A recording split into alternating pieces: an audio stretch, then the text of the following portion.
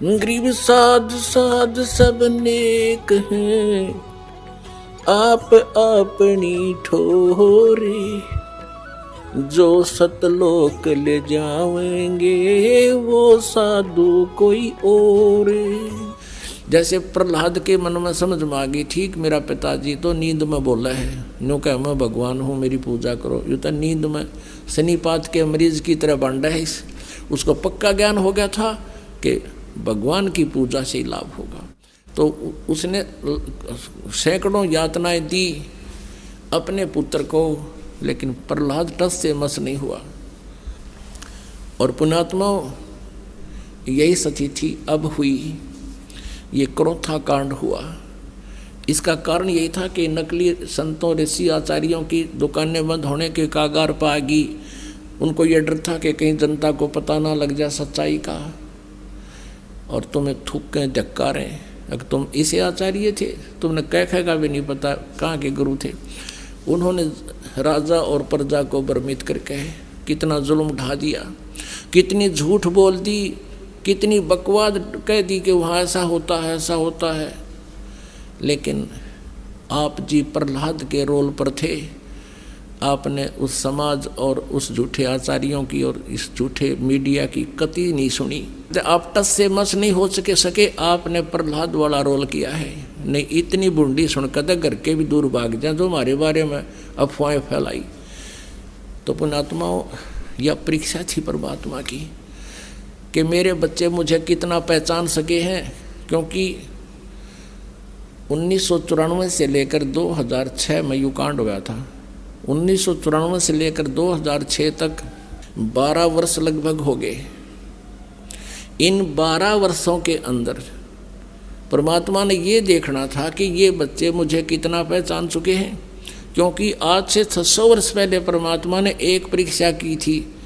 एक वैश्या को, सुप्रसिद्ध वैश्या को हाथी पर बैठा के और हाथ में गंगा जल लेकर बोतल में और मुंह का लगा के और उस वैश्या को हाथी पर बैठा के पूरे बाजार में घूम गए। जब 64 लाख शेष हो गए थे परमात्मा के, तो परमेश्वर कबीर जी ने देखना चाहा था कि ये मुझसे कुछ परिचित भी हैं या सुख ही नहीं मिल रहे हैं इसलिए मुझे भगवान मान रहे। तो उसमें क्या हुआ कि सभी के सभी इस लीला को देखकर 64 लाख के 64 लाख भगवान से विमुख हो गए। लोक वेद सुनकर दुनिया कहने लगी, देख थारे गुरु जी ने कितने निकम्मे हैं, ये कैसा जुल्म कर रहे हैं, सरेआम वैश्यावर्ती कर रहे हैं, शराब पी रहे हैं, वैश्या को साथ लिए। अब वो मूर्ख थे। परमात्मा कहा करते रहे, निकम्म्यों, जब तुम्हें सुख होते थे, थारे दुख दूर होते थे, तुम्हारी जुबान का थूक सूख जाता था। मेरी महिमा गाते गाते जनता के सामने भगवान आए हैं, हम ऐसे दुखी थे, सुखी कर दिए। और आज मैं इतना गंदा हो गया कि शराब भी पीऊँ और वैश्यावर्ती भी करूँ, तुम्हारी इतनी बुद्धि भी काम नहीं करी, जाओ पड़ो बाढ़ में। यही देखना चाहो थे परमात्मा। तो पुण्यात्माओं, आज उससे भी बुरे आरोप हम पर लगाए, लेकिन मेरे बच्चा एक भी टस से मस नहीं हुआ, क्योंकि ये परिचित हो चुके थे भगवान से। तो इस शिक्षा का हमें ये लाभ हुआ है कि हम भगवान को पहचान रहे हैं। यह परीक्षा थी। और अब देखना ये विस्तार कितनी स्पीड से विश्व में जाएगा। हमारा उद्देश्य है कि सब मानव समाज इस तत्व ज्ञान से परिचित हो और जिससे ये माया की दौड़, माया की हाहाकार मच रही है, इसके पाने के लिए ना भाई देखता, ना बेटा देखता, ना माँ, ना कुछ। भाई बहन का आपस में रोज़ लड़ाई रहती है, झगड़े बढ़ गए हैं, पैसा कमाने के लिए रिश्वत है। तेरा गजब हो। समाचार पत्रों में सुनते हैं, राजा लोग रिश्वत लेते हैं, जज लोग रिश्वत लेते हैं। आग लगी फिर रह गया कि इस पृथ्वी पर फिर कौन जीव बचेगा। पुण्यात्माओं, कितने तक कानून बना लियो ये सरकारें, कति कोई लाभ नहीं होगा। इस अध्यात्म ज्ञान से जीव को हेट हो जाएगी इन गंदे कर्मों से। उसको पता लग जाएगा कि कहाँ रखूँगा इस धन को, कि आग लाऊंगा, ये पाप मेरे साथ रहेंगे और माया मेरे साथ रहेगी नहीं। तो इस आधार से पूरे विश्व में शांति होगी। हम भगवान की भक्ति में बहुत समय लगा सका करेंगे। अब तो दिन रात माया जोड़न की तगड़मबाजी फार्मूले याद रखें हम कैसे धन जुड़े, और धन वही मिलना जितना भाग्य में, उससे अधिक मिल नहीं सकता। और परमात्मा कबीर जी की शरण में आने के बाद आपके भाग्य में ना होगा तो भी देगा। अब परमात्मा कबीर जी कहते हैं जय तन राजपाट भी चाहिए, हमारा दर ले ध्यान। नमस्कार जी। सत साहिब जी। क्या नाम है जी आपका? जी मेरा नाम सुमन जटियान है। बहन जी आप कहाँ से हैं? जी मैं कपाल मोचन, जिला यमुनानगर, हरियाणा से। संत रामपाल जी महाराज की शरण में आप कब आए? जी मैं संत रामपाल जी महाराज की शरण में 9 दिसंबर 2017 को आई। संत रामपाल जी महाराज की शरण में आने से पहले क्या आप कोई भक्ति साधना भी करती थी? संत रामपाल जी महाराज की शरण में आने से पहले मैं देवी देवताओं की भक्ति करती थी और पितृ पूजा करना, सोमवार के व्रत रखना, देवी की मतलब दुर्गा की पूजा करना, या फिर श्याम जी के जैसे एकादशी के व्रत रखना, ये सब पूजाएं करते थे। इन सभी भक्ति करने से मेरे को कोई लाभ नहीं हुआ। हमारे घर में बहुत ज़्यादा क्लेश रहता था। शादी के बाद जैसे मेरे हस्बैंड ड्रिंक करते थे, वो लड़ाई झगड़े करते थे। उन दिनों मैं व्रत भी रखती थी। कई बार तो ऐसा होता था जैसे मैंने व्रत रखा है, शाम को जैसे मैंने पूजा करनी है, उसी टाइम जैसे ये ड्रिंक करके आए हैं, लड़ाई झगड़े होते थे, बहुत क्लेश होते थे, मतलब कोई सुख नहीं था उस टाइम। बहन जी संत रामपाल जी महाराज की शरण में आने का क्या कारण बना, कैसे आना हुआ? सर संत रामपाल जी महाराज की शरण में मैं ऐसी आई कि 2014 में अगस्त में यमुनानगर में डाइट कॉलेज में जैसे मेरा एज ए प्रोजेक्ट के अंडर एक मास्टर ट्रेनर में नंबर पड़ा, तो उस टाइम वहाँ पे एक मैडम रहते थे, तो वो भी मेरी तरह इतने जिज्ञासु थे कि परमात्मा जैसे एक कहते हैं कौन है, कैसे हैं। वो भी बताते थे कि मैं भी व्रत रखती हूँ। वो भी मेरी तरह मतलब आन उपासनाएँ करते थे, देवी दुर्गा की पूजा करना या मतलब दूसरे देवताओं को मानना। उन दौरान मतलब भागवत पढ़ रही थी, जैसे मेरे फ़ोन में डिजिटल में मैंने भागवत की हुई थी। मेरे को पंजाबी आती थी, संस्कृत नहीं आती थी, तो मेरी जिज्ञासा बहुत थी कि ऐसा इसमें क्या है, हर कोई पढ़ता है। तो उन दिनों वो मैडम भी ऐसे ही पढ़ रहे थे। मेरे को अभी भी याद है कि जब यहाँ पे कुरुक्षेत्रा में गीता जयंती में मेरे को एक मैडम आते थे हमारे साइकोलॉजी के, उन्होंने हमें एक किताब दी जिनका नाम था गहरी नज़र गीता में। तो वो कहते हैं कि गीता जयंती पे कुछ लोग मतलब ये पुस्तकें लेके मतलब बता रहे थे कि ये पढ़नी चाहिए। तो मैंने सोचा कि आप भागवत पढ़ते हो तो आप लोगों के लिए ले आऊँ। सभी ने अपने डोर में रख दी। तो मेरे को इतनी जिज्ञासा थी कि मैं फ़ोन से छोड़ के मैंने सोचा कि फ़ोन में दिक्कत पड़ती है तो मैं इसको पढूं। जब मैंने उनको पढ़ा तो मैंने उन मैडम को बताया जो मेरे साथ क्लर्क है वहाँ पे। तो वो कहते हैं मैडम नहीं ऐसे सुना मैंने इनके बारे में। मैंने कहा आप ज्ञान पढ़ो ना, पहले ये देखो कि इसमें कितने अच्छे तरीके से एक्सप्लेन किया है कि मैं जो डिजिटल में पढ़ती हूँ मेरे को समझ नहीं आती थी, अभी ये अच्छे से समझ आ रही है। तो ऐसे ही वो मेरे साथ समझने लगे। ऐसे ही पढ़ते पढ़ते हमारे अंदर जिज्ञासा हुई कि ये तो बहुत अच्छे संत हैं, समाज में इतना सुधार कर रहे हैं और मतलब पूर्ण तरीके से की भक्ति इन्होंने बताई है। तो मैंने उनको मैडम को कहा कि आप पता करो कि नाम दीक्षा कैसे ले सकते हैं इनसे। 1 साल ऐसे ही सर बीत चुका था। तो दूसरी जो गीता जयंती आई उस पर वो मैडम और उनके हस्बैंड वहाँ गीता जयंती पे उन भक्तों से ही उन्होंने पूछा कि नाम दीक्षा कैसे ले सकते हैं। तो हमने नाम दीक्षा के बारे में पता किया तो हमने 9 दिसंबर 2017 को नाम दीक्षा प्राप्त की संत रामपाल जी महाराज से। बहन जी हमने सुना है कि श्रद्धालुओं को संत रामपाल जी महाराज से नाम दीक्षा लेने के बाद बहुत सारे लाभ प्राप्त होते हैं, तो क्या आपको भी लाभ प्राप्त हुए? सर संत रामपाल जी महाराज से नाम दीक्षा लेने के बाद सबसे जो मुख्य लाभ, जो जैसे लोग भटकते रहते हैं कि परमात्मा कौन है, हमें एक मोक्ष का मार्ग मिला है जिसमें जन्म मरण से हम बच सकते हैं कि बार बार हमें 84 में नहीं पढ़ना पड़ेगा। हमें आज पता चला कि हम जो ये दुख भोग रहे हैं हमारे पीछे के जो प्रारब्ध हैं उनकी वजह से ये है।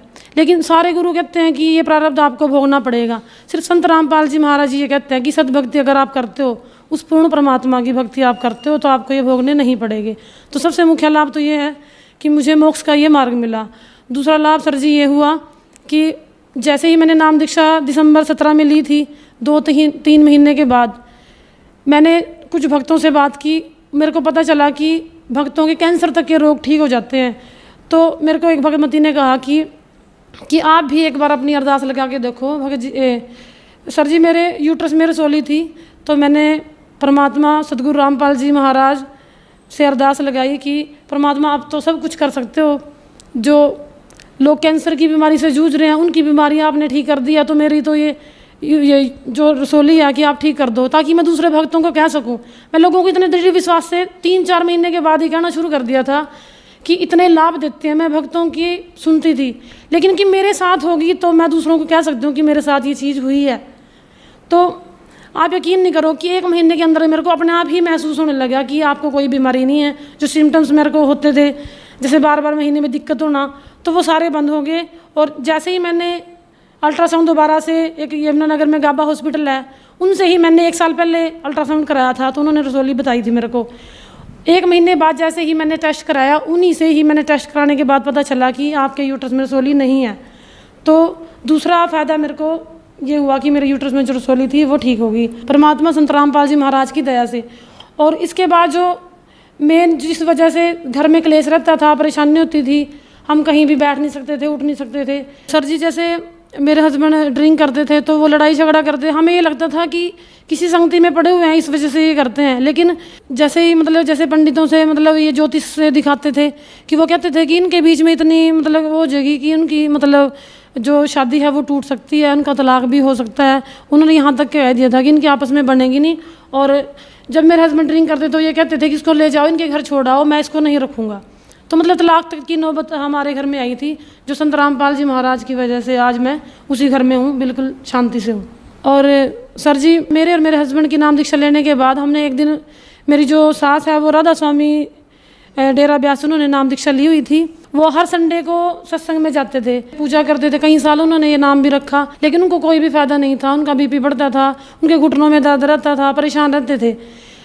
ऐसे ही परेशानी को देख के हम भी परेशान रहते थे कि ये सारा दिन परेशान है, बीमार रहते हैं, दवाइयों का इतना खर्चा होता था। तो मेरे हस्बैंड ने एक बार उनको ये कहा कि आप हमारे साथ हमारे सत्संग में चला करो, एक बार आप सत्संग सुनो, ज्ञान समझो कि आप जहाँ जाते हो वहाँ से आपको आराम नहीं लगेगा। तो सर जी हमारे जो सास हैं वो एक बार हमारे साथ सत्संग में गए, उन्होंने ज्ञान सुना, फिर हम उनको दोबारा अपने साथ सत्संग में ले गए। ऐसे ही उन्होंने 2-3 बार सत्संग सुनने के बाद उन्होंने कहा कि मेरे को नाम दीक्षा दिलवा दो, ये ज्ञान बहुत सही है कि मैं अब तक जो साधना कर रही थी या जो फिर नाम जपती थी वो सही नहीं था। संत रामपाल जी महाराज से उन्होंने जब नाम दीक्षा ली, उनको बहुत फ़ायदे हुए। उनका बीपी अब नॉर्मल आता है, कंट्रोल में रहता है, संत रामपाल जी महाराज की दया से बिल्कुल ठीक है। बहन जी आप एक एजुकेटेड पर्सन हैं और आप एक टीचर भी हैं, तो जो दर्शक आज आपको देख रहे हैं आप उन्हें क्या संदेश देना चाहेंगी? सर मैं उनको ये संदेश देना चाहूँगी कि पहले लोग अनपढ़ थे, पढ़े लिखे नहीं थे। पंडित लोग जो पढ़ के अपने ग्रंथ में से बता देते थे या फिर मुल्ला काजी जो बता देते थे, लोग उस पर विश्वास कर लेते थे। लेकिन आज सारा समाज पढ़ा लिखा है, युवा वर्ग आज शिक्षित है, वो खुद अपने ग्रंथों को देखे, जांचे, परखे, उसमें ये बताएं कि जो संत रामपाल जी महाराज अपने सत्संग के द्वारा जो ज्ञान लोगों को प्रदान कर रहे हैं, वो अपने उस ग्रंथ में उसका मिलान करें और उस ज्ञान को समझें। आप देख रहे हैं कि हमारे जो भारत नहीं विश्व में भी काफ़ी लोग संत रामपाल जी के ज्ञान को सुनने के बाद उनके नाम को ग्रहण कर रहे हैं। डिजिटल में भी कई पुस्तक सेवाओं के ऑर्डर आते हैं कि लोग पढ़ते हैं, किताबें मंगाते हैं। किताब पढ़ने के बाद, किसी को सत्संग सुनने के बाद, या फिर टीवी पर जो चैनल आते हैं वो सुनने के बाद लोग बहुत ज़्यादा जुड़ रहे हैं, जिनको आर्थिक, मानसिक और शारीरिक काफ़ी लाभ हो रहे हैं। तो मैं जो पढ़ा लिखा समाज है उनसे यही प्रार्थना करना चाहूँगी कि एक बार संत रामपाल जी महाराज के सत्संग सुने, उनके ज्ञान को समझे। ऐसा ना हो अपना इतना कीमती जो जीवन है उसको ऐसे ही व्यर्थ कर दे। हम पढ़ लिख के इतने चालाक हो जाते हैं कि हम ये सोचते हैं कि जो ज्ञान है वो मेरे अंदर ही है, कोई दूसरा हमें समझा नहीं सकता। या फिर ये कहते हैं कि हमें तो गुरु बनाने की ज़रूरत नहीं है। जब हम पढ़ते थे हमें थोड़ा ये लगता था कि गुरु बनाना कोई ज़रूरी नहीं है, लेकिन जब इंसान पे दुख आते हैं, तकलीफ़ आती है, तो वो परमात्मा की तरफ देखता है। परमात्मा को मिलाने का काम गुरु करता है। और इस संसार में इस समय खुद कबीर साहिब परमेश्वर संत रामपाल जी महाराज के चोले में आए हुए हैं। तो आप उनसे नाम दीक्षा लें और अपना सद्भक्ति मार्ग लेकर कल्याण करवाएं। संत रामपाल जी महाराज से नाम उपदेश कैसे ले सकते हैं? संत रामपाल जी महाराज से नाम दीक्षा लेने के लिए हम साधना चैनल पे शाम को 7:30 बजे उनका सत्संग चलता है। उसके नीचे एक पीले रंग की पट्टी आती है जिसपे हर डिस्ट्रिक्ट के फ़ोन नंबर्स लिखे होते हैं। आप अपने ज़िले के हिसाब से वहाँ कॉन्टैक्ट करके नाम दीक्षा प्राप्त कर सकते हैं। धन्यवाद जी। धन्यवाद।